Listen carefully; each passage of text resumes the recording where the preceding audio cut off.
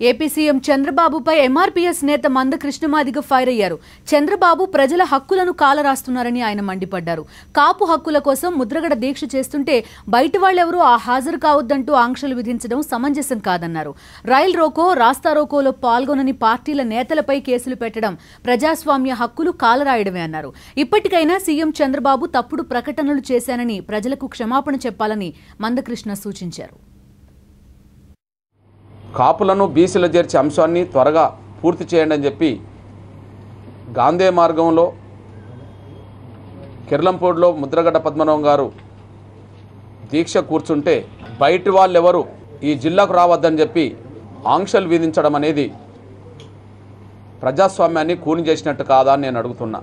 నువ్వు దీక్షలు చేస్తే దేశం నుంచి నాయకులందరూ రావాలి, నువ్వు ఇచ్చిన హామీని అమలు చేయడానికి దీక్ష చేస్తే ఎవరు కూడా ఆ జిల్లాకు పోవద్దని చెప్పి పోలీసుల చేత ఆంక్షలు విధించడం అనేది చంద్రబాబు నాయుడు రాష్ట్రంలో పౌర హక్కులను కాలరాస్తుండు, ప్రజాస్వామ్యాన్ని కూని చేస్తుండు అనడానికి ఆ జిల్లాకు ఎవరు కూడా బయటి వాళ్ళు రావద్దని చెప్పి ఆంక్షలు విధించడమే అది ప్రధాన సాక్ష్యం అని అవుతుందని కూడా మేము స్పష్టం చేస్తున్నాం.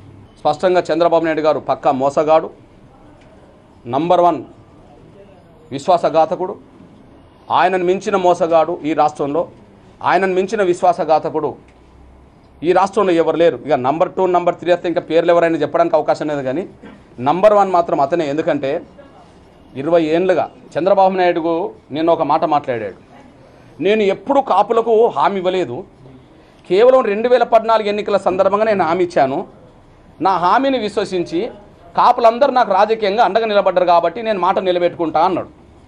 అబ్బా, ఎంత ఔదార్యం ఉన్న మనిషి, ఎంత మాట నిలబెట్టుకునే వ్యక్తిత్వం ఉన్న మనిషి. అది చూస్తే ఎవరన్నా కొత్త వాళ్ళకు అబ్బా చాలా గొప్పడు చూడు, ఎప్పుడు హామీ ఇవ్వకపోయినా మొదటిసారి ఇచ్చిన హామీ గురించే ఇంత తాపత్రయపడుతున్నారని ఎవరన్నా తెలియని వాళ్ళు నమ్ముకుంటారు. కాపులు టీడీపీకి బహిరంగ మద్దతు 2014 ఇస్తే మాదిగలు పార్టీ పుట్టిన కాంచి ఇస్తున్నారు.